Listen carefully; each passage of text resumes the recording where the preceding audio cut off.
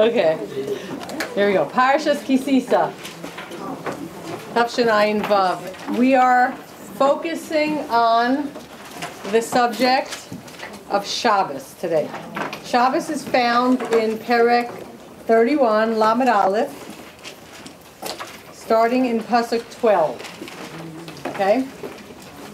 We're focusing on Shabbos for all kinds of reasons.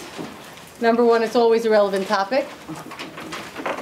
Number two, we're in the month of Adar, and the Nisim of Purim, as we've always spoken about, are a glimpse at the exact nature of the miracles of the end of days. And the end of days is always referred to as Shabbos for the world. So thinking about what that means, what the nature of life will be after history comes to an end and the world finally transforms into experiencing Shabbos-like days. That is relevant for the time in general. And our parsha here, referring to Shabbos, is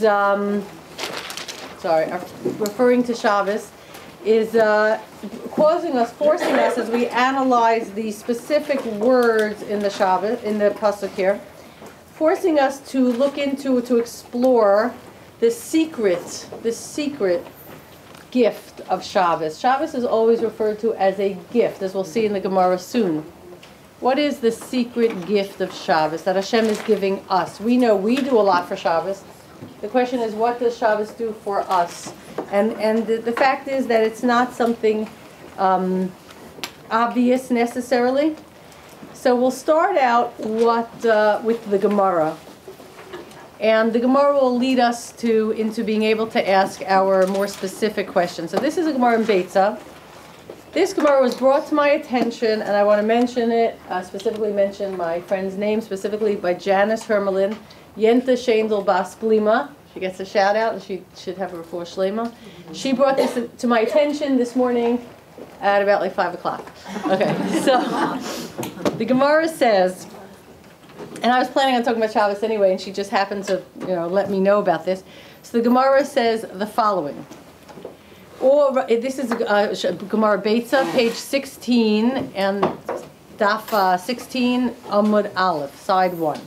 So I'm doing it in English. Rabbi Yochanan said in the name of Rabbi Shimon Bar Yochai, we know him, he's famous, that all the mitzvahs that the Holy One, blessed be He, gave to the Jewish people, Natan lahem befarhesya, He gave them to the Jews in public, except for the mitzvah of Shabbos, which He gave to them in private. Does anyone have a question on that statement? Obviously, what's the question? It's not private at all. Where is it most unprivate? It's in the Ten Commandments, which were very not private. And even before that. So what is the Gemara speaking about? We know the rule. The Gemara always speaks in riddle. It doesn't write in essay form. So here the Gemara explains what they're trying to say. So first of all, the Gemara asks, well, then, if so, that the Shabbos was given in secret, then the Gentiles should not be punished for refusing to accept this mitzvah since they were unaware of it. Now, we're not going to digress too much. We know, and we'll see soon, that a non-Jew actually is not permitted to keep Shabbos completely. However, the idea is here that if it's so secret and nobody knows about it, so the Gentiles refusing to accept this mitzvah also means refusing to accommodate us for Shabbos, refusing to respect that we keep Shabbos. It's secret. It's not mentioned. How should they know? Right? So the Gemara continues. But did not God make them aware of the Shabbos commandment? So I'm skipping a little bit. And the Gemara says, not only did He make them aware of the Shabbos commandment, He informed them of its reward. So then the Gemara says, yes, true. But Matan Scharan Name Hodianu, He did tell them of the reward of Shabbos, but Neshama Yesera Lo Odinuhu, that He did not inform anyone publicly of the truth, the reality, which is that we receive an extra degree of our soul. And Neshama Yetera, almost like an extra soul on Shabbos. Rav Shimon ben Lakish says, the Holy One, blessed be He, placed an additional soul in a person on the eve of Shabbos, as the Shabbos begins, and it is taken from him after the Shabbos ends.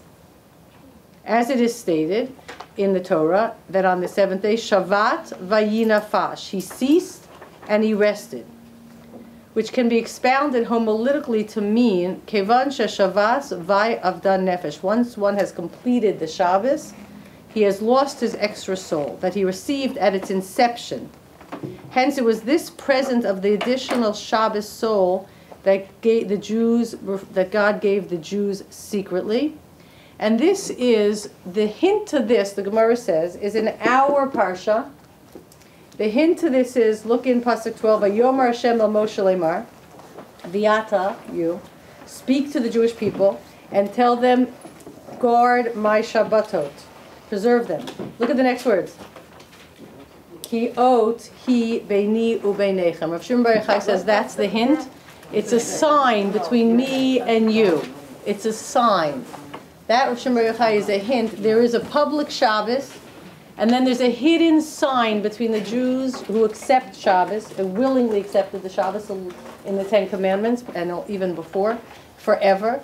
There's a hidden sign between the Jews and God, and that which is not tangible, not quantifiable, not visible, that's this concept of a neshama yetera, an extra soul. Now, our job today is to figure out what is that. It's very abstract, it's very esoteric. What is it in reality? How does it work? Where do you find it? How do you access it? How do you know it's there?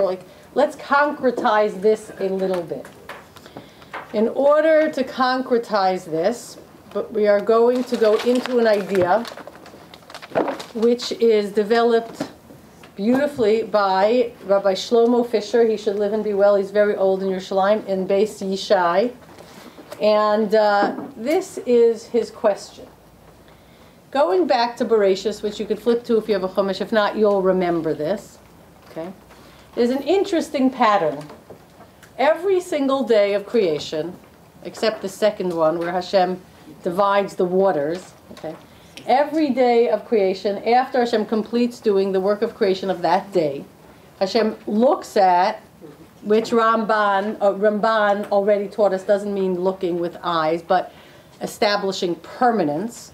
Okay, God looks at the creation, or determines, that this creation should be permanent and exist forever. And the words in the Torah is Vayar Elokim, and God saw what He had done. Ki tov, that it was good. Good means permanent. Okay? Then you look at every day that progresses. On the fifth day, Hashem creates the fish and the birds. And the work of the day is completed, and Hashem says, Ki tov. Then on the sixth day, Hashem makes all the animals, looks at all the work He did, and says, Ki tov. As if the work of that day is over. And then suddenly what happens? Hashem says, you know what? Nasa Adam b'tzalmenu, let's make man, and adds onto the day a whole new, production, a whole new creation that seems to be an afterthought. Now, that idea is hinted to in what we say every single week when we make Kiddush, which comes straight from the Torah. Okay? And here's what we say. Vayachulu hashmayim v'aretz v'chol tzva'am. Everything was... Vayachulu doesn't really mean completed, but let's just use that.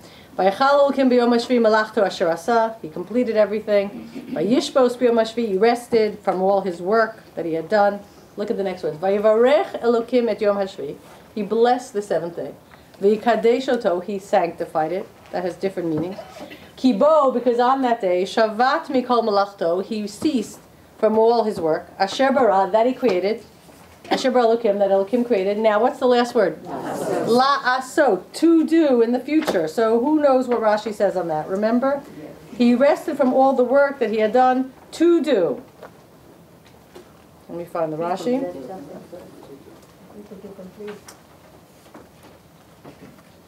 What is la aso, to do? He rested from all the work that he had completed to do. Which represents, it means the future, right? The future. So here's Rashi.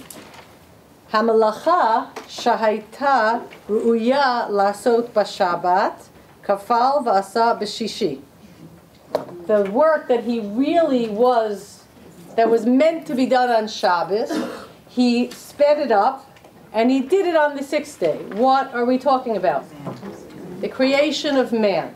It's clear from the pattern of the psukim that each day gets completed when it says God assessed it and saw that it was good. It says that on the sixth day after Hashem completes making the animals.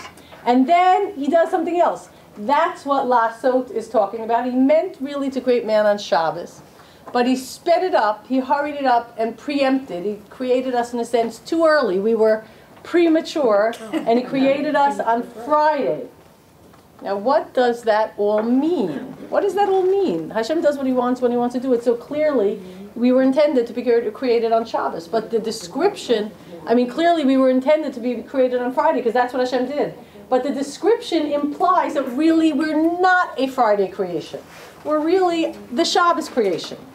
But we're created on Friday. What does this mean? So Shlomo Fisher says, and we have mentioned this in the past, that HaKadosh Baruch Hu created man on Friday with potential to develop himself into true man, true Adam, which would be equivalent, which would be associated with, which would be like, which would be of the nature of Shabbos. Man is not made perfect, in other words, not made on Shabbos. Man, this is the real idea. We all say that every human being is created with an image of God, Tselem Elokim. What we're saying here is, potentially, being created on Friday, the same days as the animals, does not imply that we are so different and so unique that we are God-like, whereas the animals, which share our day with us, are totally different. They're, without soul. They're completely, material, physical. And we are different. No, the fact that we're created on the same day as the animals means we share a likeness to them, but we have potential to evolve ourselves into a Tselem Elokim, a God-like creature, which would be appropriate for being created on Shabbos or living on Shabbos or being part of Shabbos. Why did Hashem do this? Because Hashem was giving it to us, putting it in our hands, the ball in our court, to create ourselves, make out of ourselves that higher level man, that Tselem Elokim. So this is what he says. We are created only in potential. Here are his words in Hebrew, okay? He created us and gave us the responsibility Lahotzi bechinat Adam shabo, that we coax out of ourselves that existence, that status of Adam, a human being in the highest form. Can you repeat that? Lahotzi bechinat Adam, the essence, the bechina. What is a good word for that? Aspect. The aspect of Adam, which is the ultimate, highest level capacity of Adam.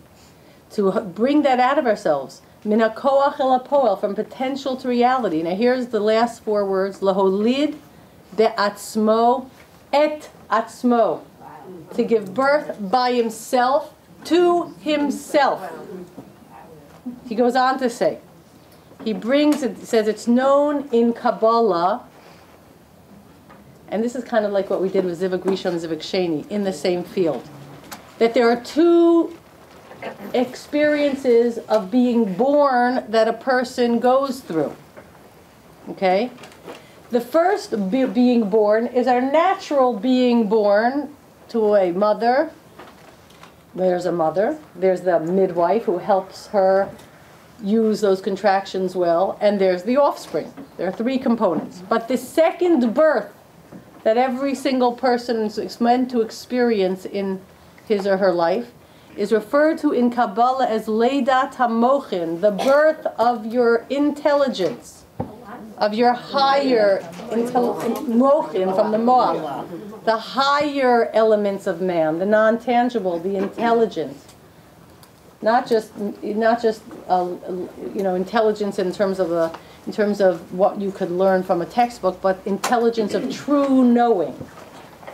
B'nei Ketiv. And he brings a pasuk. Okay, we're not going to go into that. We have so much to do.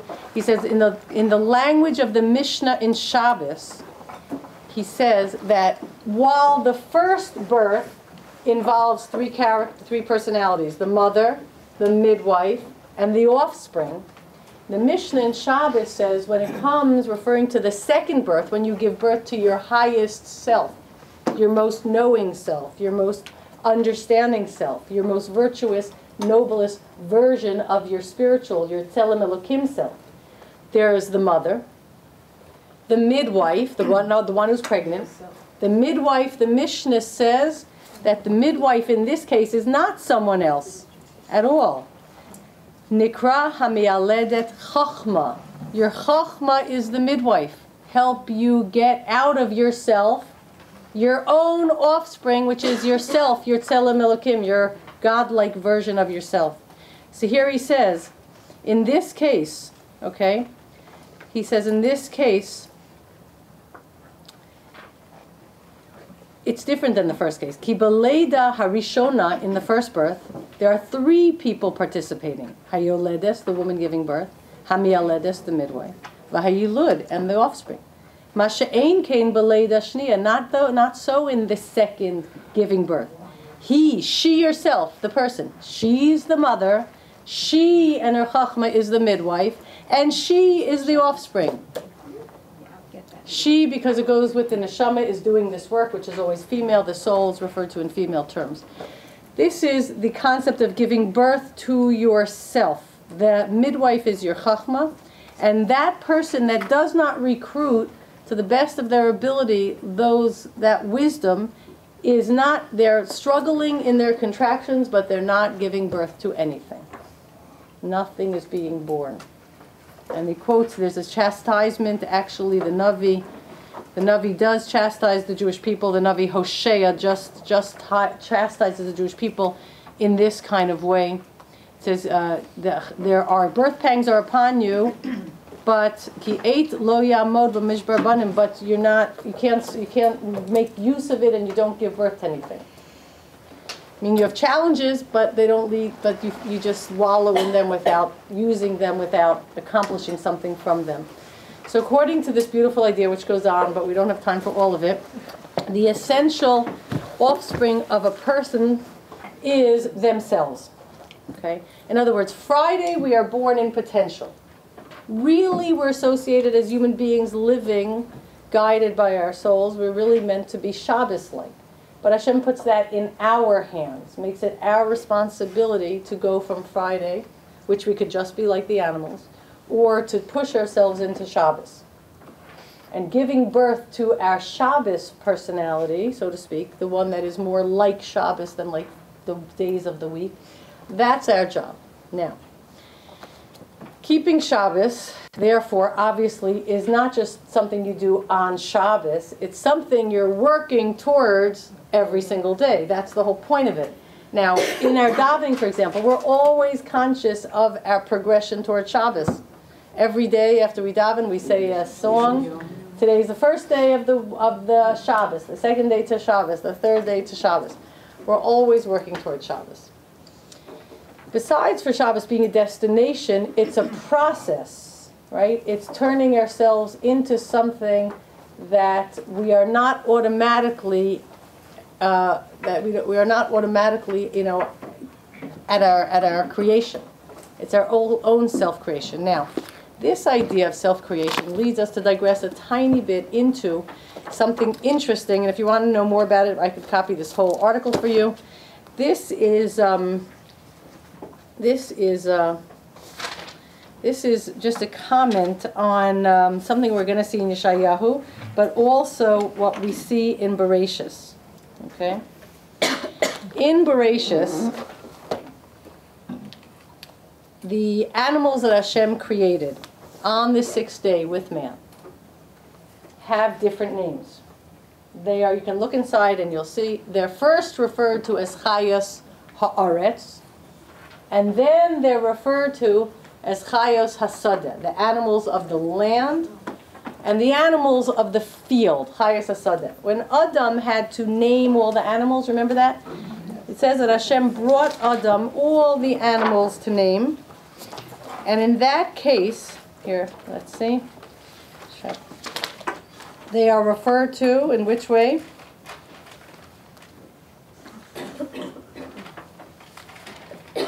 Here, let's read a few examples. In chapter 2, pasuk 19, Vayitzer Hashem Elokim min ha'adama. Hashem had formed, we already mentioned this in chapter 1, and they were called Chayas Ha'aretz. Here, in chapter 2, and Hashem formed from the land, Kol Chayat HaSadeh. Now the Chayat HaSadeh, the animals of the field, are formed from the Adama, just like Adam, just like us. And he brought them, Vayavei El Ha'adam, and he brought them to Ha'adam to see what he would call them. And Adam called them all names, okay? And then remember how this pasuk ends so bizarre, Ula Adam lo matza ezer kenegdo, and among them he couldn't find a soulmate. What in the world could that mean? So listen how progressive my grandfather, whose yahrzeit was this past Tuesday, Rav Shimon Schwab Zechrono Livracha, says. He says he's talking about the age of the universe. And he speaks about the 6 days of creation, how that's equivalent to billions of years. If anybody wants to see it, you can see it. He says there's one important item which needs serious further consideration.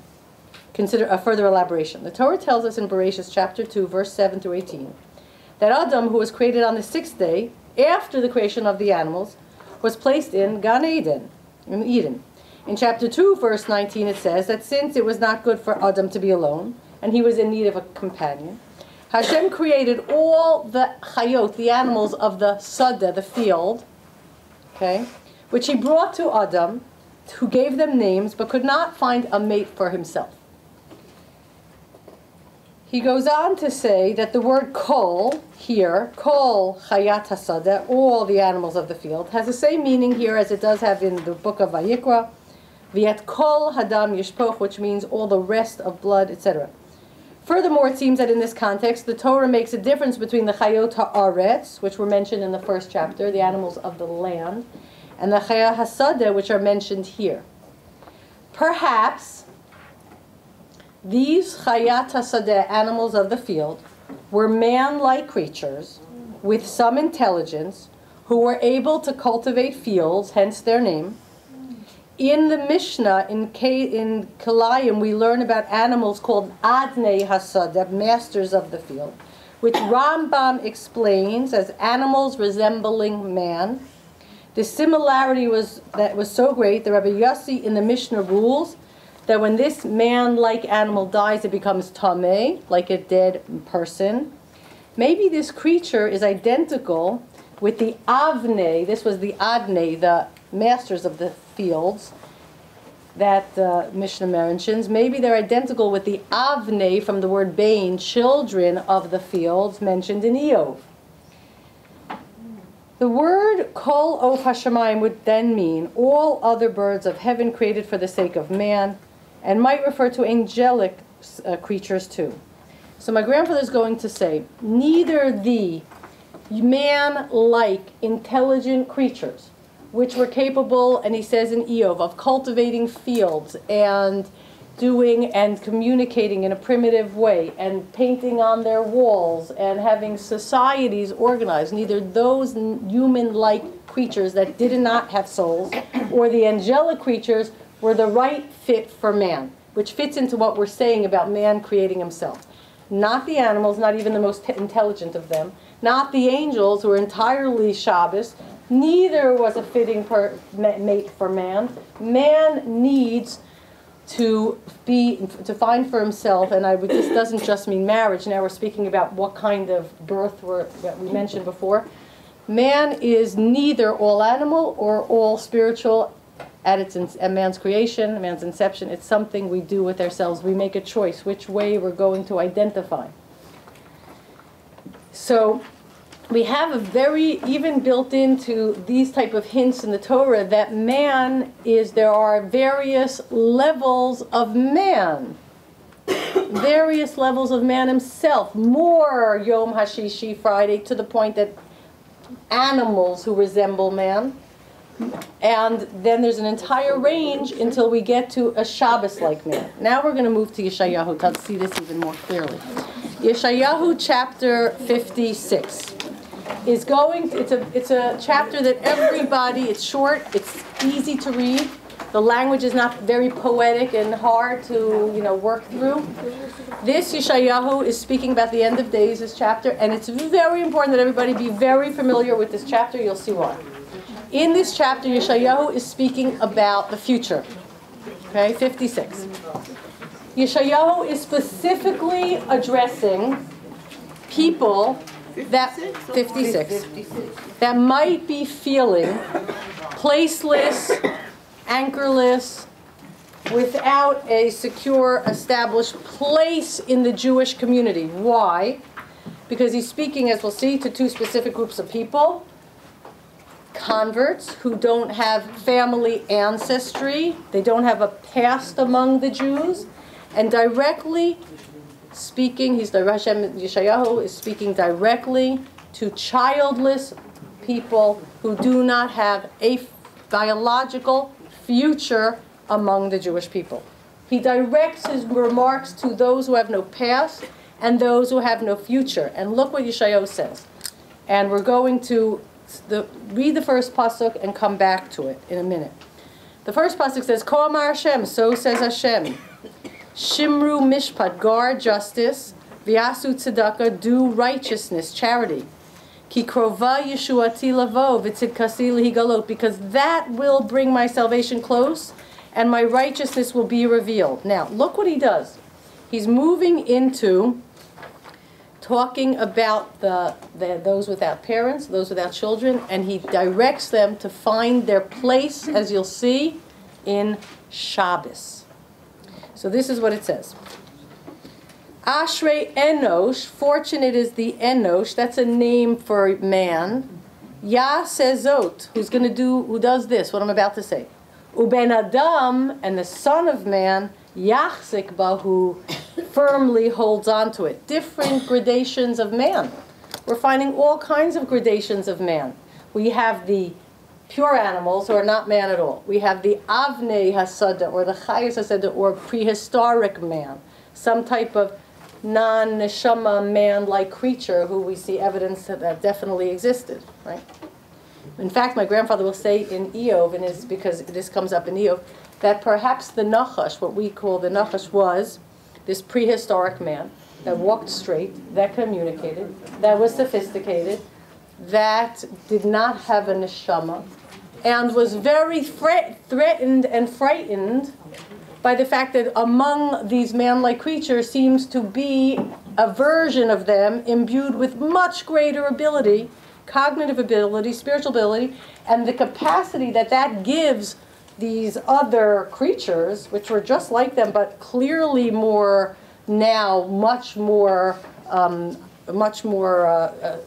advanced, would of course, like, imagine if this would happen today. If there would evolve a more advanced human who had much greater abilities than we did to see the future, to control things with their thoughts, who knows what, right? We'd be terrified. Here comes a higher level creature that obviously has the capacity to dominate and subdue all the lower creatures. You could imagine how the lower creatures would want to interfere with that, hold that back, bring them back into a different type of existence, not let them advance. Perhaps that's part of what was going on. In any case, once a person starts making themselves into a human being, recruiting their neshama and all its abilities, you still have gradations. You have Enosh, and you have Bnei Adam. Bnei Adam is more developed than Enosh, spiritually. Enosh is a person who will do this, follow the laws. Understand that there's later in life, right, we learned in history, a revelation of Hashem, a will of Hashem, a way to live, and they agree, they're obedient. But Bnei Adam, people that are trying to form themselves into Adam, that's the name for the God-like creature that Hashem intends us to make out of ourselves. Those people are not just doing, those people are yachzikbo, holding on to it for dear life. So, what should they do, all of these various people? Shomer Shabbos mechalalo, preserve Shabbos, not to desecrate it. V'shomer yado me'asot kol ra, and watch yourself, hold back. We have to know what the laws are, not to violate Shabbos. If we don't know what the rules of Shabbos are, but we for sure will violate it, because we have to know what not to do. Now, this is what it is. Va'al yomar ben nechar, So let not the son of the stranger, that's a convert, let not the son of the stranger who attaches himself to Hashem speak saying, Hashem will surely separate me from his people. In other words, I'm not really one of them. I don't have the ancestry. And let not the childless one say, behold, I am a dried out tree. For thus does Hashem say, Ki ko amar Hashem, l'sarisim, to the childless, Asher yishmeru shabtotai, that they preserve my Shabbos, they guard my Shabbos, and they choose that which I want, and they hold fast to my covenant. Look what Hashem says. V'nasati lahem, I will give them, bebeisi, in my house, which is an allegory, obviously, u'b'chol mosai, within my walls, yad, I will give them a hand, v'shem tov, and a reputation, a sterling reputation. Mi banim umi banot, I will give them a name far greater than they could have achieved by having even the greatest of sons and daughters. That person who didn't produce biological children is still fully engaged, like we all are meant to be, in the process of giving birth to the real children, which are ourselves. Look, when we have biological children, clearly we cannot say that they are our offspring. First of all, we did nothing to form them. Literally nothing. Maybe you just didn't smoke when you were pregnant or something like that. We didn't do anything. It just all happened. We didn't select, choose, form, fashion, zero. It just comes out of us. We endured the process that was going on. Okay. We don't do it. We have no say. We have no say in our entire life. And then we give birth to them.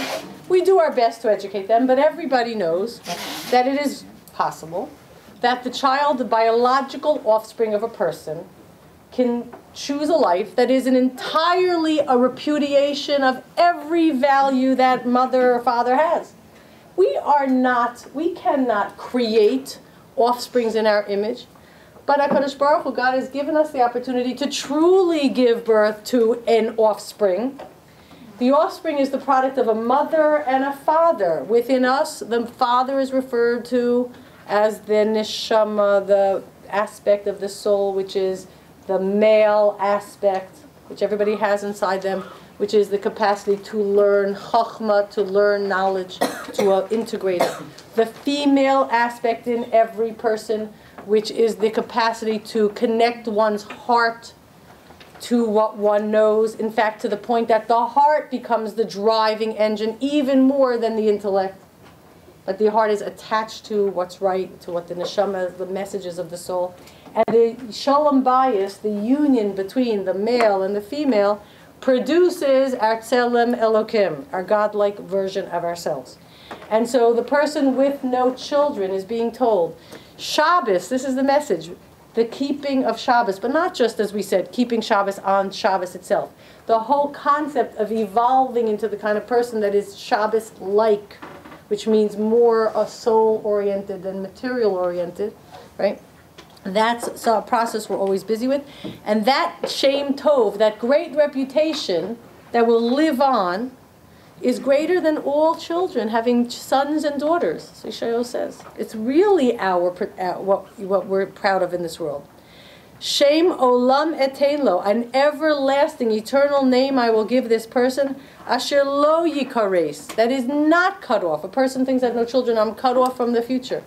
This is the strongest possible endorsement, encouragement, validation. Yeshayahu says in the name of Hashem to a person who thinks that something is missing in their spiritual ability or in their role in the Jewish people or what they can contribute because they don't have biological offspring.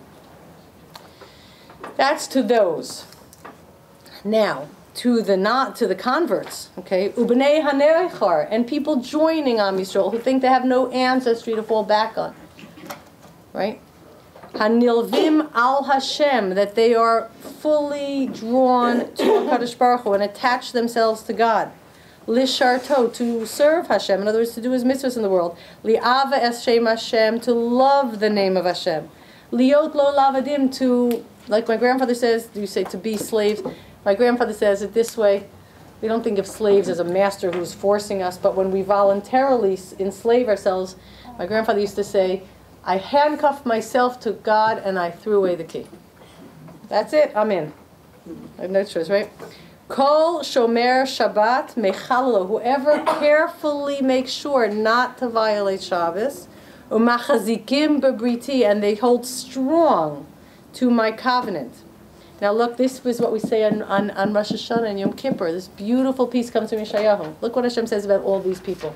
These people who feel the least secure, so to speak, in their position in Am Yisrael. Look what he says. V'haviotem el har kadshi. I will bring them to my holy mountain. You know this. V'simachtim bebeis tefilasi. And I personally will make them happy. I will make sure they're happy. I will give them simcha and joy in the house of my tefillah. And we're going to analyze what that means to base tefilasi, because Chazal say it's at the place where Hashem davens. Where Hashem davens. Base tefilasi means where I pray. What that means that Hashem is praying.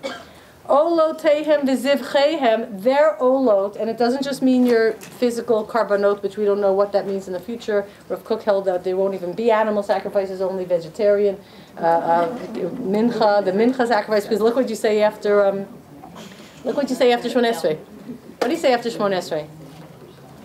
Yiratzon milfanecha, Shem Elokeinu, right?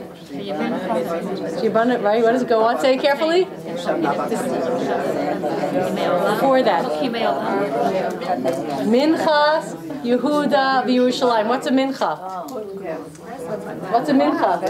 Flour, oil. That's what we're talking about for the future. In any case, he was a vegetarian. He held there probably won't be animal sacrifice. But either way, Yeshayahu says, their olot, and ola is a fully burnt offering, which means I offer myself completely, an act of total devotion, whether that's with an animal or theoretical. And my zevach is a unique, and by the way, non-Jews are allowed to bring an ola, and they did all the time in the temple. But a zevach is not an ola, and that was a uniquely Jewish offering. And that was an offering of peace and love and gratitude.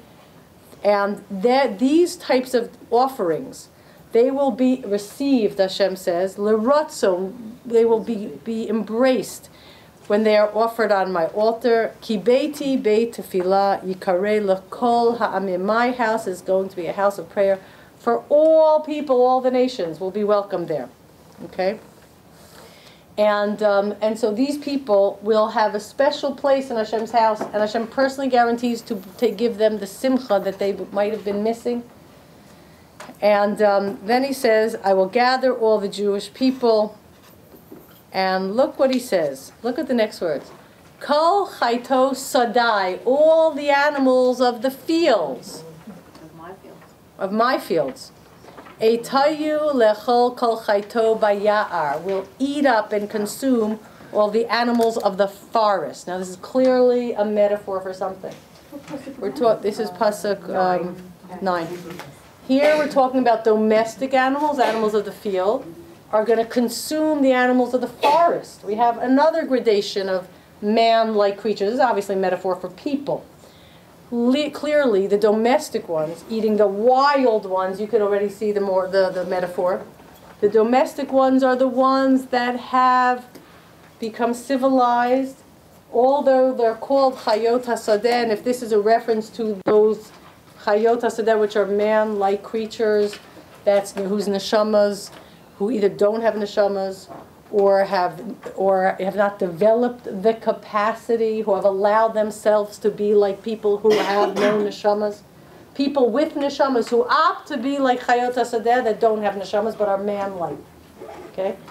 But anyone who already develops himself somewhat into man-like form, becomes civilized, starts appreciating what's really going on here, morally, spiritually, they will consume the wild beasts of the forest. These are the uncivilized remnants of people who absolutely refuse to advance themselves in any positive, moral, ethical way. We have, in the world today, extremely vivid examples of beasts in human form. No animal has ever acted as brutally and viciously as some of these so-called humans, beheading anyone they find, etc., etc. okay, much worse, and all kinds of things. Beheading at least goes fast. They come up with endless forms of torture that they can inflict on people. So we see that Yeshayahu is referring to the fact that there's going to be animals, humans of different gradations. So on the lowest form, and they are the Rishayim who absolutely refuse the wicked to, and they know what they're doing is terrible because they wouldn't want it done to themselves. Those people will not survive the coming of Mashiach. They can't live in that time. Then there's the people that have not yet become, they're not even necessarily, or they're on the process of coming to grips with the 7 mitzvahs of Noah, a moral, ethical life, etc. They will overwhelm the lowest element. Then, of course, there's the higher and higher elements until we get to man who lives comfortably in a Shabbos-like environment. And here he says, then he goes, and we're not going to do the end of the chapter where he criticizes the leaders of the Jewish people who don't lead and rather mislead and don't help people see how what their calling is to evolve into a greater person. They let them remain on those lower levels, indulging themselves, rationalizing everything for themselves, giving into all those less man-like, more animal-like instincts, and he criticizes them severely at the end of the chapter. However, we see here in Yeshayahu that that the end of days, right, that the Shabbos is not just a once-a-week experience, but Shabbos is a reference, is a glimpse, a taste of life when all of this story of history comes to its culmination. And in this future, there's equality and there's justice. The ones that fall between the cracks, that get forgotten or left behind because they're the outsiders, right? They don't have, they're converts, or they're single, or they have no children, right? Or they're alone. Those people, Hashem says, those are my people. Those are the people I'm bringing in with my own hand into my own house, metaphorically close to me, and give them an eternal reputation of being among the greatest for their work that they personally did. These are the extremes of society. In between are many other obviously, along the spectrum are many people that are working personally to achieve this accomplishment of becoming a Tzelem Elokim, even if externally they're not, can't show whatever they would like to show for themselves. And Hashem says, I'm going to take them into my house, and it's the house where I pray, based tefillah si. If you look in a famous Tehillim, 27, the one we say from the beginning of the month of Elul, before Rosh Hashanah, until the end of Sukkot, L'David Hashem Orivishi. Did anyone ever think about what this awkward sentence might mean? Because it's hard to translate, right? Shema Hashem koli ekra. That's easy. Hear Hashem, my voice that I'm calling out. V'chaneini, show me favor. V'aneini, and answer me. Now look at the next one. Pasuk Ches. L'cha amar libi. To you, my heart says. Bakshu panai, seek my face. Es panecha Hashem avakesh. Your face, Hashem, I will seek. What does this mean? L'cha amar libi. To you, my heart says. Bakshu panai, seek my face. Who's talking to who here? It's awkward. Where are you reading from? Tehillim 27. Pasuk 8. What does this mean? L'cha amar libi bakshu panai. To you, my heart tells me, seek my face. So what that means, it says Hashem has a place where Hashem davens. But this Tehillim is explaining that. Inside every person is there. We are hardwired. It's intrinsic. It's visceral. We, Hashem, in us, right? Our connection to Hashem, our capacity to be Tzelem Elokim, is always speaking to us. And it's telling us, right, seek Hashem. But who's telling us that? It's the Tzelem Elokim. It's Hashem's force within us is telling us, connect to Hashem. Hashem is davening. What does that mean? We, when we daven, because our soul is driving us to want to be connected and to feel our place in Hashem's world, that's Hashem's davening. Hashem giving us a natural feeling that makes us daven to be close to Hashem. That, in a sense, is based tefillah. See, here's how my grandfather has explained it, actually. Let's read it inside. Here.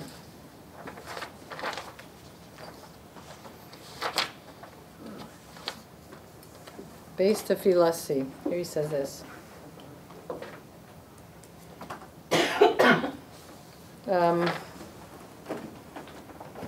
Here, the meaning of the strange statement, okay. Oh, he starts a little earlier. Beis tefilasi, the house of my prayer. So the Gemara says, Minayin shakadosh baruch hu mitpalel. From where do we know that Hashem himself prays? Brings this pasuk from Yeshayahu. V'simachtem bebeit tefilasi. It says, I will make them happy in my house of prayer. Tfilatam lo nemar. It doesn't say their prayer. Ela tfilati, my prayer. Having established that God prays, the Gemara asks, what does he pray for? And the answer says, may there be goodwill before me, that my mercy may suppress my anger, and may my mercy come to the forefront of my attributes, and may I treat my children with the attribute of mercy, and may I bring them beyond the line of justice. Hashem is davening for himself. Right. The meaning of this strange statement, by Chachamim could perhaps be as follows. First, the description of God's prayers, that he shall be merciful to his children, although they don't deserve it, is a description of the essence of prayer. The Gemara tells us prayers are all pleas for mercy. A person's mindset at prayer should be one of supplication. He should ask God to answer him for mercy because he does not deserve to be answered. The Torah tells us that we are to fear Hashem, love him, and serve him with our heart or soul. The way we serve Hashem with our heart and soul is prayer. Prayer is service of Hashem. When a soul yearns, when a person desires to feel connected, present, alive, purposeful, that's called serving Hashem. Serving Hashem means praying sincerely. Okay? So he says, a pure prayer emanating from a heart filled with love and fear of Hashem is in fact as if God himself is praying to himself. The notion is that when we say we are praying to Hashem, Hashem says, I am praying to myself. It's the same thing. What causes us to pray is our awareness of Hashem in us. It's Hashem's presence in us that's praying. And what's it praying for? What's it driving us? To feel more, to be more connected, to be more aware, to be more consistent. In other words, it's all happening inside a person. We feel Hashem's presence. We want more connection to Hashem's presence. Hashem is praying, so to speak. We are praying. It's Hashem's presence in us that is praying. This is Beis tefilasi, is in us. The house of my prayer exists in the person. What are we essentially praying for? And he says, it's all mercy. Now we know what we're praying for. We are praying that we do our best. Hashem gives us clarity and guidance and more gifts, more life, more time, more intelligence, more health. Although we might not have used them well in the past, we might have squandered all these gifts. We're asking Hashem to bestow upon us more, because what we'll do with them, now that we're a little smarter than yesterday, is we will use them to make out of ourselves, Friday to Shabbos, right? A tzelem Elokim, a more God-like than animal-like creature. We are aware that a person can opt to be any type of man along the spectrum. We are aware that the job is to choose to make out of ourselves what is to give birth to ourselves, right? The secret is that we're always moving from Friday to Shabbos. The secret is that as soon as Shabbos starts, Hashem bestows upon us an extra soul. What does it mean? An extra, if we're conscious, if we're trying, not if we're walking around completely oblivious to any of this and disconnected. If we're aware of what it means, to exist in a Shabbos-like state, then we are capable, we're positioned to gain a tremendous amount from the Shabbos experience. Because Hashem forbids us, because the Torah forbids us to be involved in all things that constitute the pursuit of food, clothing, and shelter. If you break down the 39 categories of forbidden activities on Shabbos, they break down into 3 categories. Food, clothing, and shelter. Because we're not involved with them on Shabbos, because we're done preparing all of them, Shabbos starts, and suddenly we find we're not limited. We have been liberated. Suddenly we're not busy with our food, clothing, and shelter. It's all prepared. We're free we can start hearing again the voice of our soul telling us, urging us to be that greater person. The person who's always aware of the messages of the neshama, always hearing it. The person that is not out of tune, blind and deaf to those messages. Shabbos, we suddenly feel, we hear, we see, we feel it, we experience it, we open our minds, it comes in, it's easy, the barriers are removed. That's the gift of Shabbos. That's the concept of a neshama yisera, an extra quality to the soul that makes us remember when we move back into the work week, that what we're doing is creating ourselves into a Shabbos-like creature. I won't even go into the next piece that I wanted to do because we're out of time. But I do want to take a few questions and